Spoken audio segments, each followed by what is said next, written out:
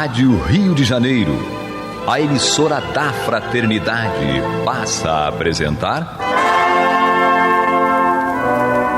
Luz na Penumbra, programa que leva ao seu coração a mensagem da doutrina espírita.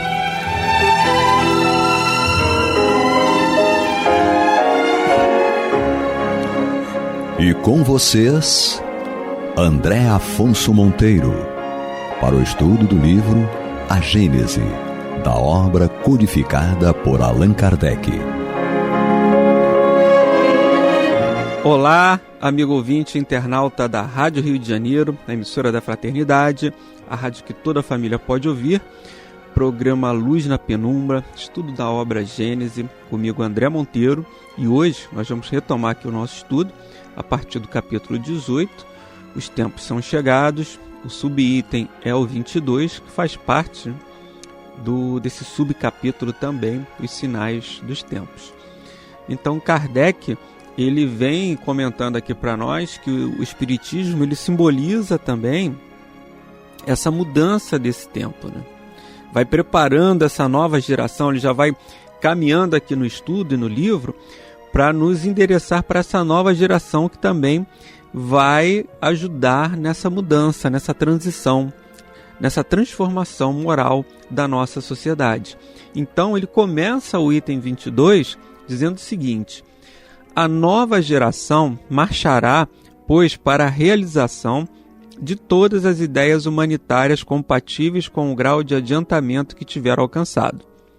O Espiritismo, caminhando para o mesmo alvo e realizando os seus objetivos, se encontrará com ela no mesmo terreno. Os homens progressistas encontrarão nas ideias espíritas uma poderosa alavanca, e o Espiritismo achará nos novos homens espíritos inteiramente dispostos a acolhê-lo nesse estado de coisas, o que poderão fazer aqueles que querem se opor a ele.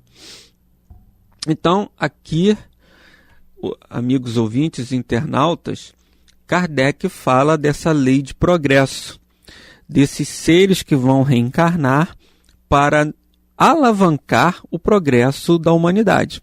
Tanto o progresso moral como o progresso intelectual, através de várias formas, através da ciência, das artes, da própria educação científica, educação intelectual, e também do ponto de vista moral. Vários espíritos reencarnarão aqui entre nós, estão reencarnando para nos ajudar, nos ensinar essa modificação, essa transformação moral que nós precisamos ter. Então isso acontece de tempos em tempos, mas em determinado momento da nossa existência, a gente, da própria existência planetária, esse movimento ele vai se intensificar. Ele dá uma, digamos assim, como uma guinada, né? E muitas vezes quando a gente olha, fala assim, nossa, mas Kardec escreveu isso em 1869.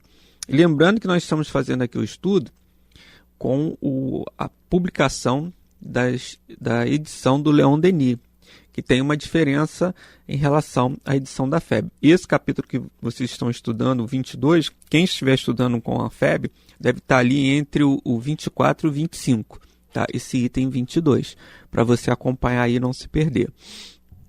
Então, Kardec ele vem informando que o mundo ele vai se transformando, ele vai melhorando, por mais que a gente não entenda dessa maneira, porque muitas vezes as questões difíceis, elas acabam por nos impactar mais do que as coisas boas, né? As coisas ruins, a maldade, ela acaba tendo um peso maior, muitas vezes, do que os acontecimentos bons que ocorrem na nossa vida, no nosso planeta. Então isso dá uma falsa sensação de que o mundo, ao invés de melhorar, está piorando. Que as pessoas, ao invés de serem mais generosas, mais acolhedoras, mais, digamos assim, se preocupar mais com o coletivo, mais do que com o seu próximo, na verdade a gente tem uma falsa sensação de que elas pensam mais nelas, como se eu estivesse pensando apenas em mim, do que no meu próprio semelhante. E isso se reflete nas imagens que nós temos, nos fatos que estão acontecendo no nosso dia a dia, essa falsa impressão. quando acontece uma guerra, quando os problemas que nós... guerra na Ucrânia, guerra ali na Palestina. Então isso dá uma sensação para nós, muitas vezes, de que essa regeneração, esse mundo de regeneração, essa transformação, essa transição de um mundo de provas e expiações para um mundo de regeneração não esteja acontecendo. Mas, amigo ouvinte, internauta, para que isso se dê, para que quando você faz uma mudança, quando você arruma alguma coisa na sua casa, ou no seu ambiente de trabalho, enfim, quando você faz alguma mudança, alguma transformação, uma obra, por exemplo, no início é o caos, é uma confusão, porque você está ali tirando o que está com problema, né? Você precisa ali consertar, reformar aquilo ali, materialmente falando, e isso causa realmente um transtorno em um primeiro momento. Tudo aquilo que a gente vai melhorar, toda essa transição, é como se você estivesse limpando ali o fundo de um lago, limpando o fundo de uma piscina. No primeiro momento vai subir ali aquele lodo, aquela lama. Então isso é natural que aconteça, mas nem por isso aquela água ali ou aquela construção está toda contaminada ou toda prejudicada. É porque momentaneamente, para que essa transição ocorra, para que as reformas materiais ocorram, vai ter um problema, vai fazer barulho. Então essa análise material é que a gente consegue trazer para essa nossa compreensão do momento que nós estamos vivenciando. Nossa, mas se espíritos bons estão reencarnando para nos ajudar nas ciências, na tecnologia, na evolução tecnológica, na saúde, na educação, ou seja, no campo da educação intelectual, e também se nós temos a informação dos espíritos, dos benfeitores espirituais, que espíritos de uma ordem mais elevada também estão reencarnando entre nós para ajudar nesse nosso progresso, por que ainda existe guerra? Por que ainda existe maldade? Por que ainda existe intolerância, incompreensão, preconceito? Tudo isso ainda é uma consequência, porque esses espíritos, essa transição, ela demanda tempo, demanda paciência para que os resultados possam ser observados mais à frente. Então nós estamos aqui no momento da mudança, né? De consertar, de retificar aquilo que está errado. É como se a gente estivesse no meio de uma mudança na nossa casa, de uma reforma na nossa casa, e morando ali. Vai quebrar a parede, vai trocar o piso, vai consertar a encanação, vai consertar as instalações hidráulicas e elétricas. Então isso, no primeiro momento, quando está ali no quebra-quebra, é só confusão. Então a gente está nesse momento agora do nosso planeta que nos apresenta dessa reforma básica, né? Reforma materialmente falando, mas dessa regeneração. Então isso realmente, em um primeiro momento, nos dá essa impressão de que a chegada desses espíritos aqui ou não está acontecendo, ou não está, hoje não estão vindo, não estão reencarnando, como os espíritos afiançaram, ou eles não estão surtindo efeito aqui o planejamento. Então é como se a gente chegasse à conclusão equivocada de que o planejamento divino não está dando resultado. Então essa é uma falsa impressão, porque os nossos olhos, eles só conseguem ver nesse momento essa destruição material que nós estamos presenciando, essas questões negativas. Nós ainda não aprendemos a olhar com os olhos do espírito, ouvir, escutar com os ouvidos espirituais, para poder compreender o que efetivamente está acontecendo aqui conosco. Então, por isso que a gente tem essa visão equivocada de que, ao invés do mundo estar melhorando, ao invés da minha vida estar melhorando, está, na verdade, regredindo. Então, isso é uma visão equivocada da nossa parte, porque seria o mesmo que entender que o projeto divino não está sendo executado, ou se está sendo executado, não está dando o resultado que nós esperamos. Então o tempo é de Deus. Nós não sabemos quanto tempo esse suposto caos que nós estamos vivenciando vai durar, em quanto tempo nós vamos colher os frutos dessa transição. Então, caminhando aqui no item 23, Kardec diz, né, não é o espiritismo que cria a renovação social. Olha que informação interessante, né? Essa renovação, ele afirma que não é o espiritismo. É a maturidade da humanidade que faz dessa renovação uma necessidade.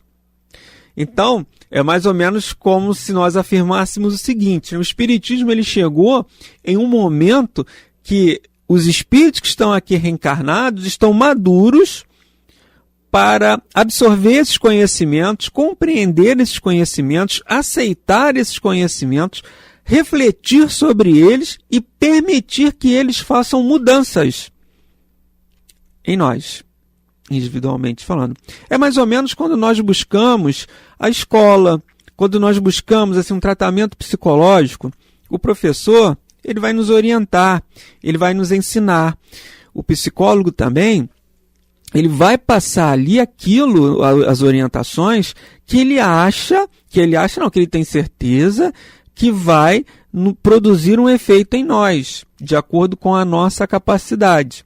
Então ele vai ministrar, o professor ele vai ministrando o estudo na medida que nós vamos saindo ali, avançando em termos de maturidade. A criança, você não pode jogar um ensino complexo para ela, para uma criança que está chegando na escola, porque ela não tem maturidade e nem capacidade de compreensão daquilo.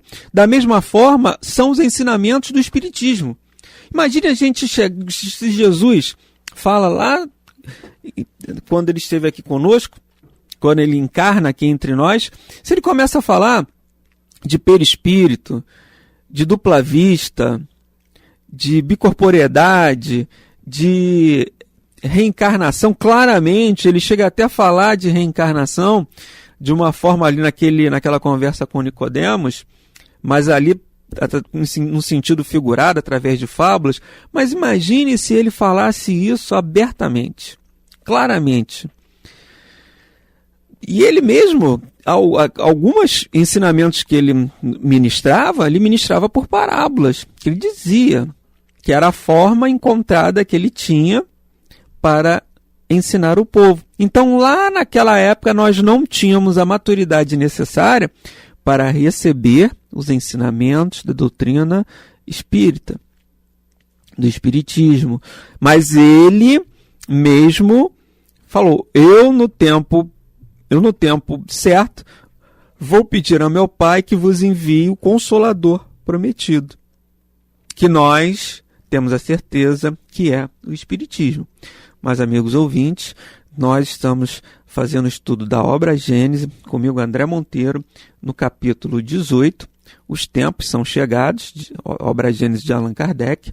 Estamos aqui no subtítulo Os Sinais dos Tempos, item 23. Agora nós estamos no 23. Então Kardec ele fala que essa renovação não é por conta da chegada do Espiritismo, mas sim que o Espiritismo chega porque nós já atingimos uma maturidade, uma capacidade intelectual e moral de reter essas informações, de saber, de receber essas informações e de fazer com que de fazer reflexões para que a gente possa colocá-las em prática no nosso dia a dia. Então ele continua aqui.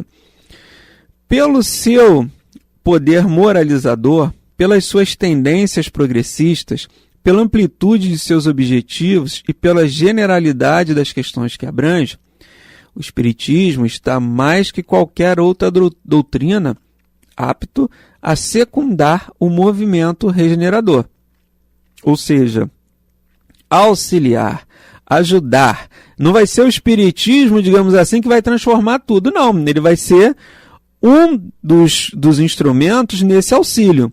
Que é o que ele diz primeiro, que o primeiro fato, o primeiro item dessa mudança é a maturidade espiritual dos espíritos que aqui estão reencarnados, que vão permitir que essa renovação social aconteça. E o Espiritismo ele vai ser um braço que vai apoiar, como outras religiões também vão.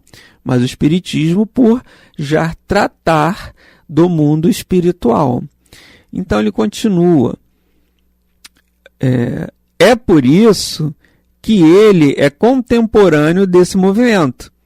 Ele surgiu no momento em que podia ser útil, porque para ele também os tempos são chegados. Se viesse mais cedo, teria encontrado obstáculos insuperáveis. Foi o que nós acabamos de colocar. Imagina se Jesus começa a falar claramente sobre as informações sobre a existência de um mundo espiritual, como o Espiritismo trouxe, né? Seria, como ele diz aqui, insuperáveis. Não teria condições. Por isso que teve todo esse planejamento, né? Primeira, segunda, terceira revelação. Moisés, Jesus, doutrina dos Espíritos. E ele continua aqui, né? Teria inevitavelmente sucumbido porque os homens, satisfeitos com o que tinham, não sentiam ainda a necessidade do que ele traz. Hoje, nascido com o movimento das ideias que fermentam, ele encontra o terreno preparado para recebê-lo. Os espíritos, cansados da dúvida e da incerteza, horrorizados com o abismo em que se abre à frente deles, o acolhem como uma âncora de salvação e uma suprema consolação. Então, ele acaba se tornando esse fator porque ele consola, ele ampara, ele ajuda. Então ele vai destruindo ali o materialismo e não o materialista, né? Mas ele destrói, combate o materialismo para falar que nós somos espíritos imortais, todos filhos de um mesmo Deus, de um Deus único, não mais o Deus de A, de B, de C, de D, de determinada religião, mas um Deus único, em que todos, de alguma maneira, vão ter essa compreensão, ainda que deem uma nomenclatura diferente a esse Deus, mas é o mesmo Deus de todos. E nessa imortalidade da alma, que nos permite a gente corrigir o rumo da nossa existência, reparar os nossos erros, corrigir aquilo que fizemos errado, para que o complexo da culpa não atormente a nossa existência, minando as nossas energias vitais, as nossas energias emocionais. Então, se eu errei no passado, eu vou procurar me corrigir. E o Espiritismo nos permite isso. Porque você vai chegar no final da sua existência, talvez ainda carregando algum complexo de culpa, se você se arrependeu. E para aquele que não se arrependeu, ele vai se arrepender um dia. Mas para aquele que já se arrependeu dos seus erros, ele vai saber, não, eu sou espírito imortal, eu errei, eu sei que eu posso reprogramar. Quando estiver lá na erraticidade, quando chegar o momento da minha nova programação espiritual, eu vou reprogramar e vou ter a oportunidade de corrigir esse equívoco que tive no passado.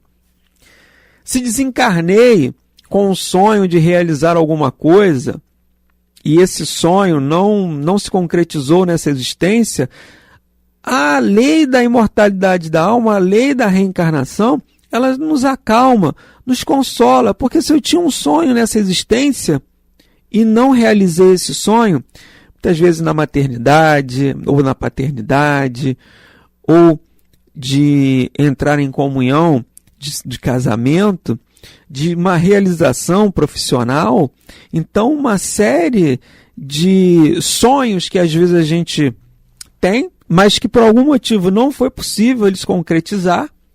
Mas você sabe, eu sou um espírito imortal. Se eu não realizei isso nessa vida, eu vou poder realizar em uma outra. Se eu tenho a ideia de suicídio, uma ideia materialista para o suicídio, eu sei que eu sou um espírito imortal e que esse problema que me levou ao suicídio, se eu tenho esse conhecimento, eu não vou praticar o suicídio porque eu sei que o meu problema não vai cessar, porque eu sou um espírito imortal, e ainda vou ter que corrigir também depois, né, assumir as consequências desse ato de tirar a própria vida. Então isso consola, isso ampara, porque evita, ajuda que a pessoa não cometa o suicídio, não atente contra a sua própria vida. Da mesma forma, quando a gente vai ofender alguém, vai ofender uma pessoa, praticar um mal, um equívoco qualquer, eu sei que se eu estou fazendo aquilo, eu criei uma necessidade de me desculpar com aquela pessoa, de reparar essa ofensa que eu pratiquei, seja ela justa ou injusta. Se eu tenho essa ideia da imortalidade da alma, da lei de ação e reação, de causa e efeito, se eu for atentar contra a vida de algum semelhante, isso vai ser um freio para mim, porque eu sei que eu vou também ter a necessidade de reparar esse equívoco. Vou lá renascer em alguma existência minha, tendo que reparar esse equívoco que cometi com esse companheiro que eu tirei a vida dele. Se penso no aborto como uma solução para uma gravidez indesejada, ou simplesmente por uma necessidade, por um abandono do lar, aquele pai que abandona a esposa ou a namorada gestante, se ele tem a ideia do conhecimento do Espiritismo, ele vai dar todo o amparo, porque ele sabe que se ele provocar um aborto indiretamente pelo seu abandono, se essa ideia nascer na cabeça daquela mulher desesperada por aquele compromisso rompido, ele sabe que ele vai ter que reparar isso vai causar um freio nele, vai causar um motivo de reflexão. E ainda, amigos ouvintes, que a gente tenha esse conhecimento, nossa, quanta coisa de errada que eu fiz depois que eu conheci o Espiritismo, e agora como é que vai ser? Nossa, se eu soubesse disso antes eu não teria feito, mas será que agora eu vou ter que pagar? E como que vai ser e como que eu vou compensar, reparar isso? Amigos ouvintes, o amor cobre uma multidão de pecados. E isso significa dizer que, ainda que você tenha errado, ainda que você tenha cometido um equívoco, não necessariamente você vai ter que passar pelo mesmo equívoco para aprender, para reparar. Não. Sai o olho de Jesus já falava isso, né, quando ele esteve aqui entre nós. Ele sai o olho por olho, dente por dente, e ele apresenta o perdão. Mas um perdão que não apaga, que não passa ali um pano, né, um apagador naquele equívoco cometido. Você vai ter a possibilidade de ações no bem, com esforço, com sacrifício, de vencer essa dificuldade. Vai ter, lembrando que nós estamos reencarnados, vivemos em um mundo de provas e expiações. É um mundo ainda que a maldade se sobrepõe à bondade. Um mundo ainda que a maioria dos seus espíritos que aqui estão reencarnados são espíritos imperfeitos, que estão buscando ali se melhorar. Então, tudo vai ser, digamos assim, com muito sacrifício, com muito esforço, com muita dedicação, com muita abnegação, com muita paciência. Nem sempre a gente vai acertar. Nem sempre a gente vai andar na linha reta. Andar na linha reta são para aqueles espíritos, né, que já atingiram essa condição. Espíritos que já atingiram um patamar diferente da maioria da população que aqui se encontra.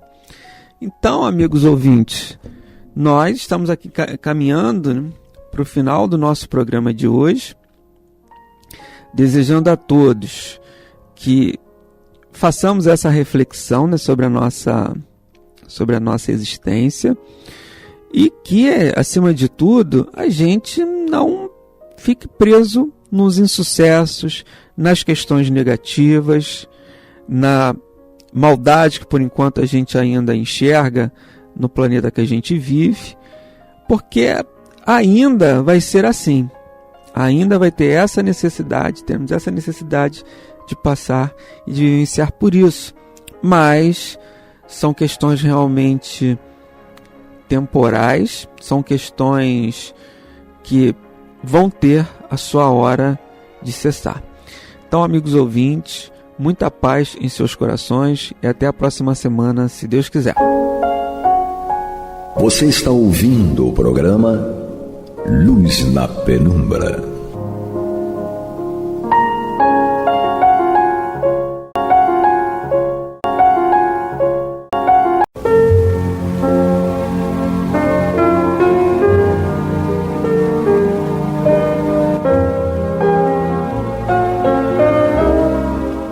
Rádio Rio de Janeiro está levando ao seu lar e ao seu coração a mensagem consoladora da doutrina espírita, através do programa Luz na Penumbra.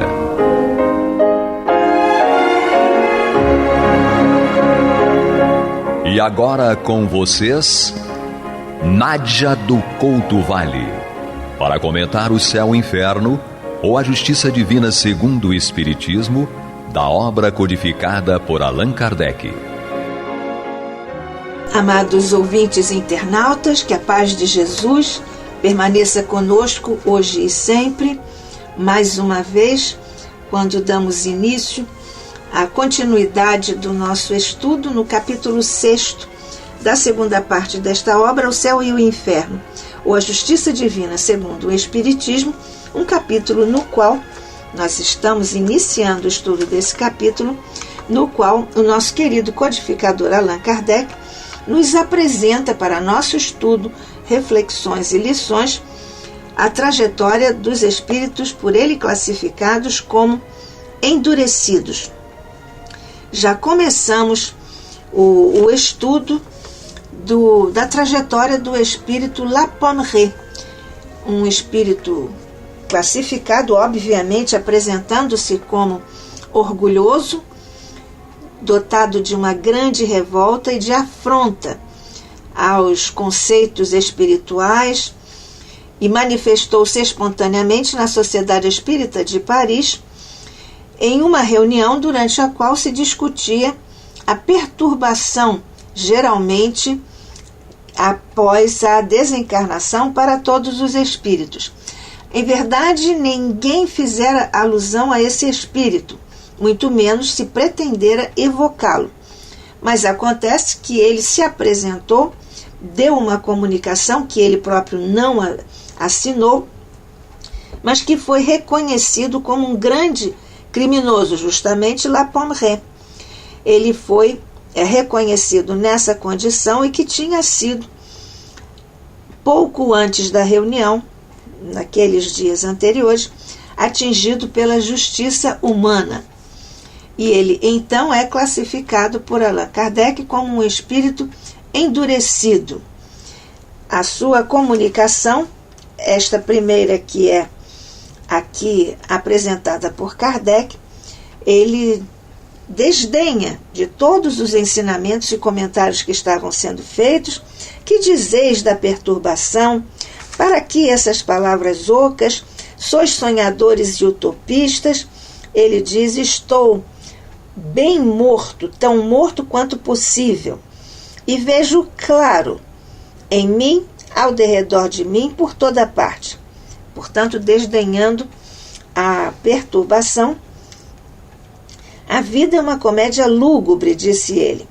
Insensatos os que se retiram da cena antes que o pano caia, referindo-se aos espíritos suicidas.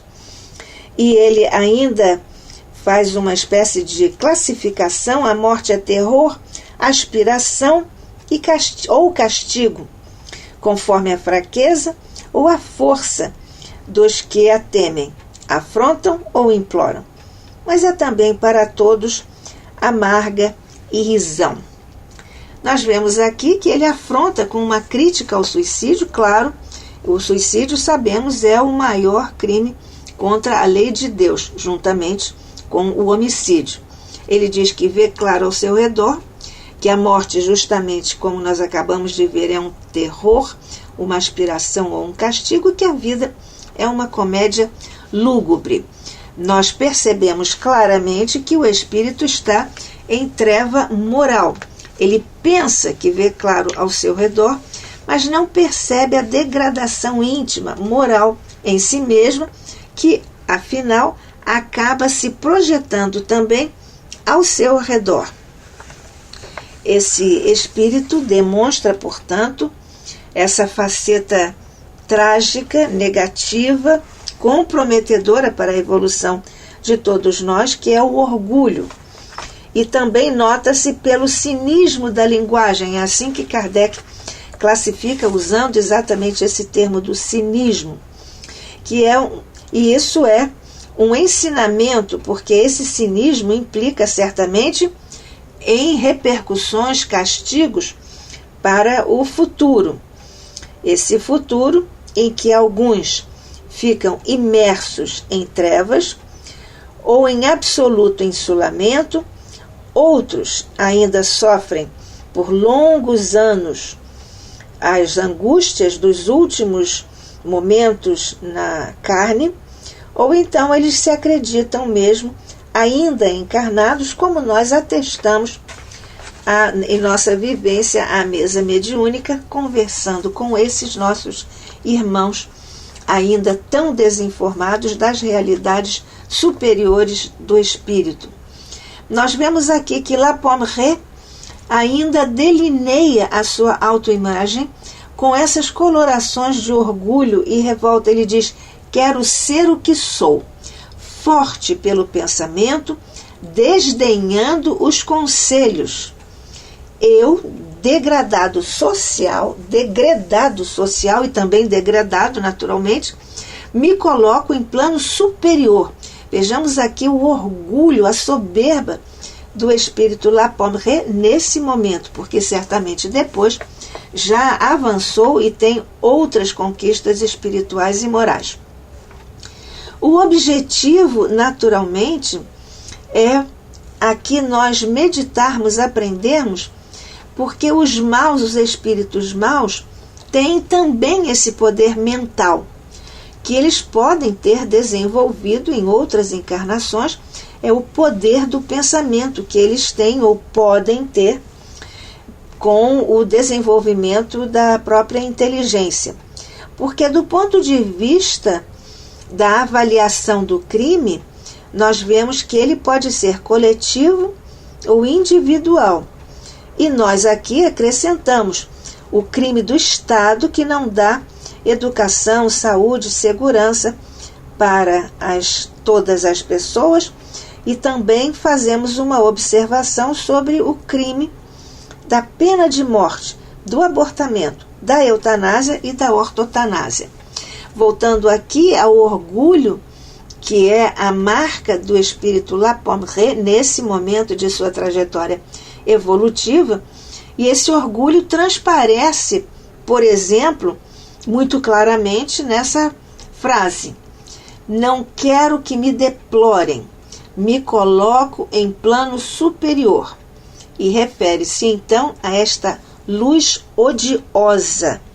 Ele próprio usa essa expressão, o que é interessante porque anteriormente, quase praticamente no início da sua comunicação, ele diz que tinha a completa visão de tudo dentro dele mesmo, em torno dele, em toda parte. E então depois, no final, ele diz: não quero que me deplorem, nada peço, lutarei por mim mesmo, só contra esta luz odiosa. E assina aquele que ontem era um homem, revelando o perfeito conhecimento que tinha da sua condição de espírito desencarnado. É sob essa concepção de luz odiosa que nós agora refletimos sobre como a luz é empregada pela lei de Deus para delinear o retorno, porque a lei é de retorno, a reverberação do que fizeram os espíritos para que tenham um despertamento da consciência mais hábil, mais profundo e, quem sabe, mais rápido. Portanto, a lei usa a luz, por exemplo, como recompensa para os espíritos em plenas faculdades que se sabem no plano espiritual, não se lastimam, não desdenham qualquer assistência, não afrontam as leis divinas ou humanas. Esses espíritos têm então a luz como uma recompensa. Mas a luz também é usada pela lei de Deus como castigo para os espíritos maus, que estejam em plenas faculdades, que se sabem no plano espiritual e não se lastimam. É o caso de La Pomme. E justamente por essa condição, acabam repelindo qualquer assistência, acabam afrontando as leis divinas e humanas. No caso, então, deste espírito, para este grande criminoso, a luz brilha? Então, nesse caso, ele escapou à punição? Vemos que não, porque a justiça divina encontra-se sob as mais variadas formas. E aqui observamos que, como tudo é neutro, o que para uns é alegria, com a luz, para outros a luz é castigo. E La Pomme então vê aqui também a luz como seu suplício. Ele próprio diz que a luz é odiosa. E nem todos os espíritos inferiores, La Pomme, a despeito de ter conquistas intelectuais, ele está classificado aqui não só como um espírito inferior, mas como um espírito endurecido, e nós já estamos vendo por quê. Então, nem todos os espíritos inferiores estão em trevas. Mesmo o espírito pode estar alternadamente na luz e na obscuridade. E a luz também é castigo para os espíritos muito imperfeitos, como é o caso de La Pomme. Às vezes, os espíritos perversos mais requintados veem perfeitamente. Como no caso aqui, La Pomme já declarou que vê tudo ao seu redor, inclusive dentro de si mesmo, que lhe causa também essa reação. Então, esses espíritos perversos mais requintados veem perfeitamente. Ao contrário, outros espíritos não tão perversos vivem em temporária obscuridade. Nós vamos lembrar aqui as 4 condições em que os espíritos inferiores podem estar sendo apresentados ou são apresentados os espíritos, ou estas condições são apresentadas por Kardec, justamente quando ele tratou, e nós estudamos juntos, o espírito Clair, por ele classificado como espírito sofredor. Aqui, nesta obra O Céu e o Inferno, a Justiça Divina segundo o Espiritismo, no capítulo 4 desta segunda parte. Então, nós vemos aqui que a sombra e a treva podem ser criações mentais inferiores, porque são objeto de mentes enfermiças. Essas criações mentais são, no entanto, renováveis, são conversíveis em luz confortadora, porque o espírito pode trabalhar sobre si mesmo com o despertamento da consciência. Então, essas condições, criações mentais inferiores, vão se transmutando, vão se alterando em criações mentais mais felizes, mais leves, mais claras do ponto de vista evolutivo.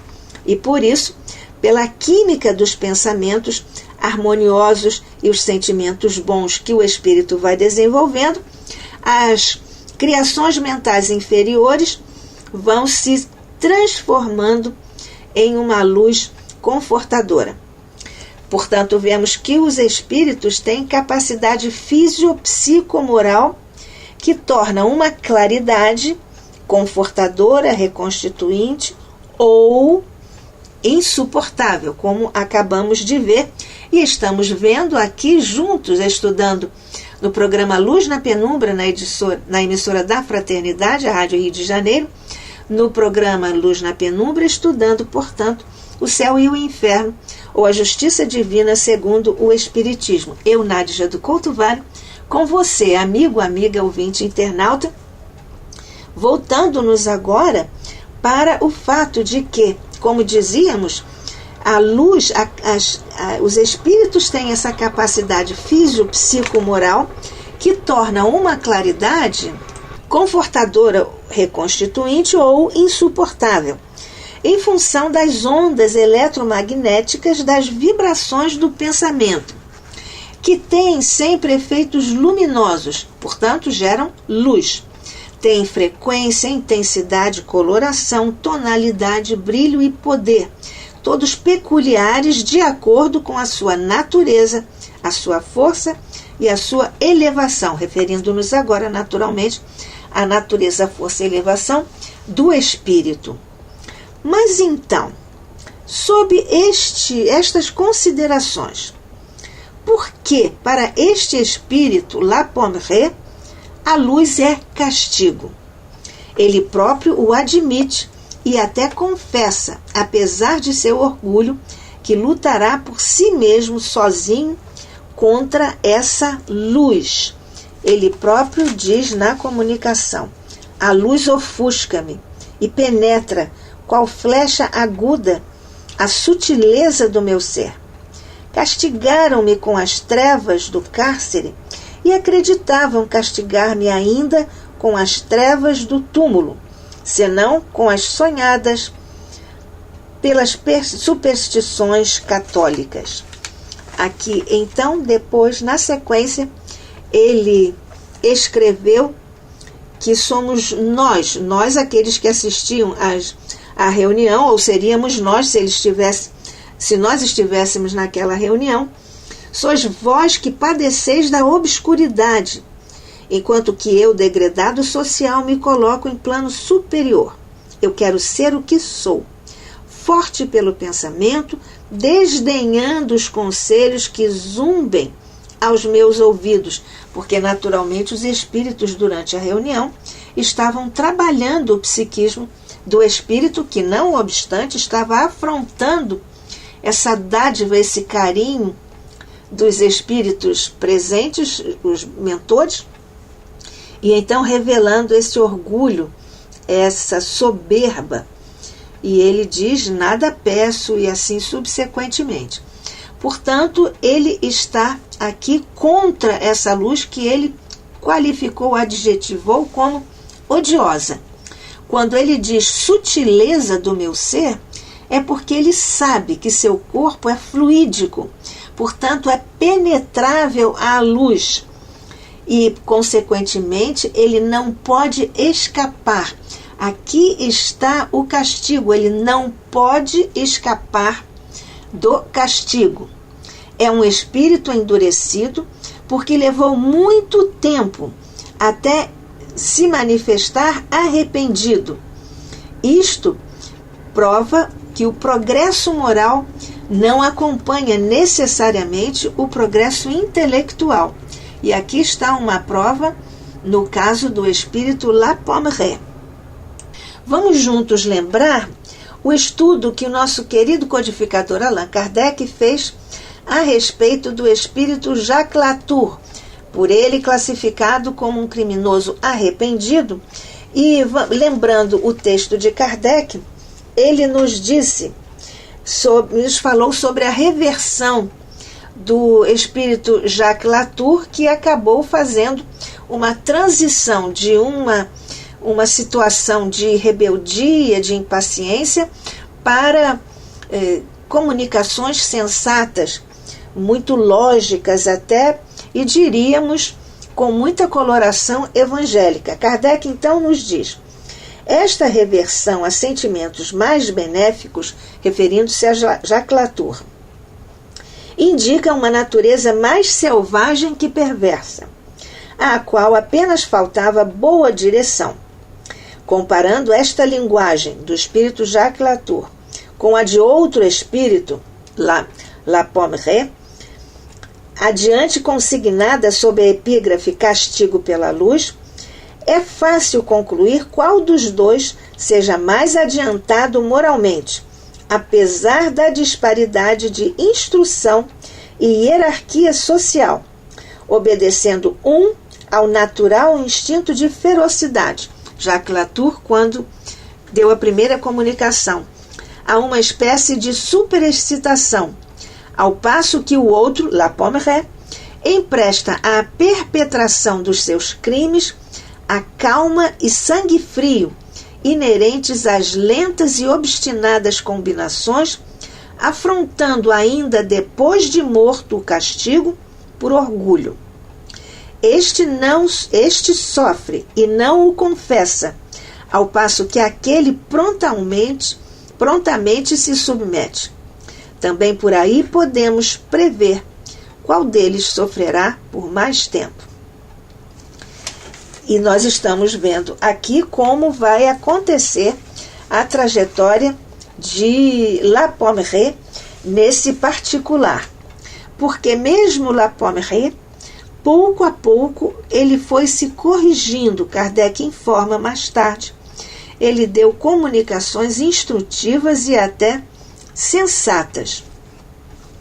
E nós vemos também, segundo o nosso querido Kardec, que ele nos ensinou lá nesse estudo sobre Jacques Latour, ele nos ensinou que um espírito brutalmente mau pode ter melhores predicados do que o espírito dominado pelo orgulho e pela hipocrisia, exatamente o perfil de La Pommery, de tal modo que a época em que Kardec escreveu O Céu e o Inferno declara que este espírito podia ser colocado entre os espíritos arrependidos, porque mais tarde ele justamente deu essa informação.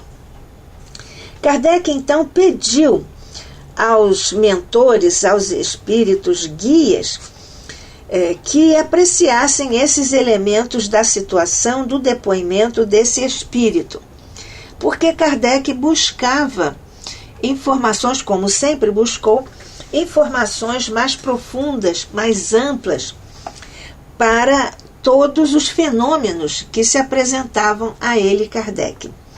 E certamente o castigo pela luz é uma situação bastante especial que está aqui posta e por isso está em destaque pelo nosso querido codificador, razão pela qual ele pediu aos guias mentores, aos guias espirituais que estavam ali sempre auxiliando a codificação por Kardec, que é um processo profundamente complexo.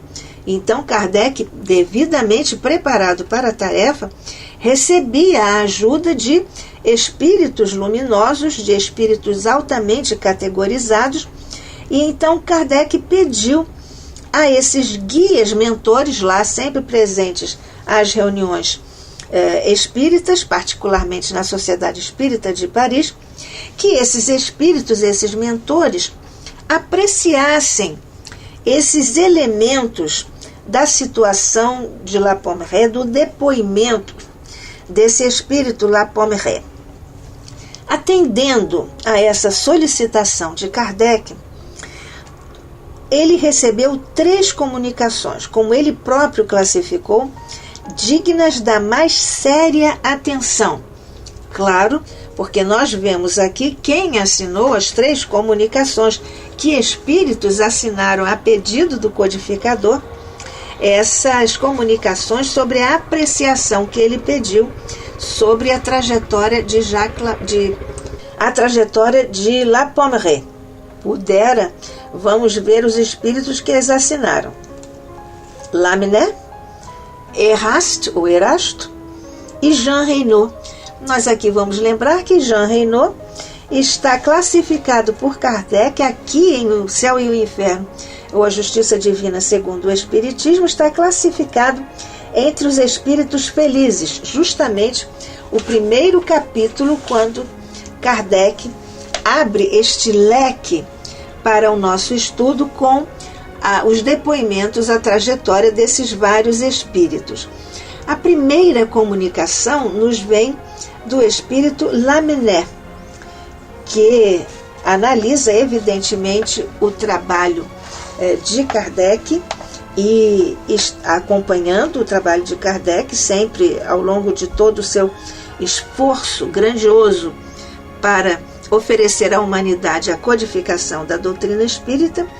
Então, a primeira comunicação de um guia espiritual de Kardec, lá na Sociedade Espírita de Paris, é de Lamennais, que será o foco, o objetivo e o objeto do nosso estudo em nosso próximo encontro aqui pela Rádio Rio de Janeiro, no programa Luz na Penumbra, estudando o Céu e o Inferno, ou a Justiça Divina segundo o Espiritismo. Que a paz de Jesus permaneça conosco hoje e sempre. Que assim seja.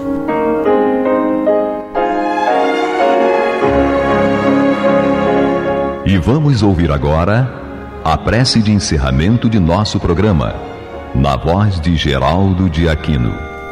Jesus, dá-nos coragem para a luta, piedade para os insultos e misericórdia para as injustiças e ingratidões.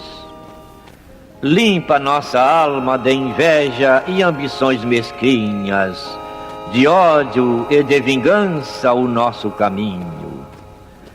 E que dentro em pouco, ao recolher-nos de novo ao calor do nosso leito, para que o sono nos dê a paz e o esquecimento das tristezas humanas, possamos sentir, Senhor, no mais íntimo de nosso ser, a doçura indefinível do Teu amor e a grandeza incomparável da Tua divina presença.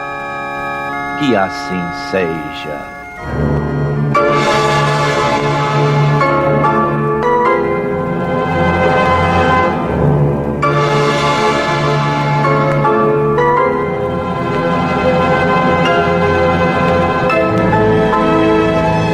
Acabamos de apresentar o programa Luz na Penumbra,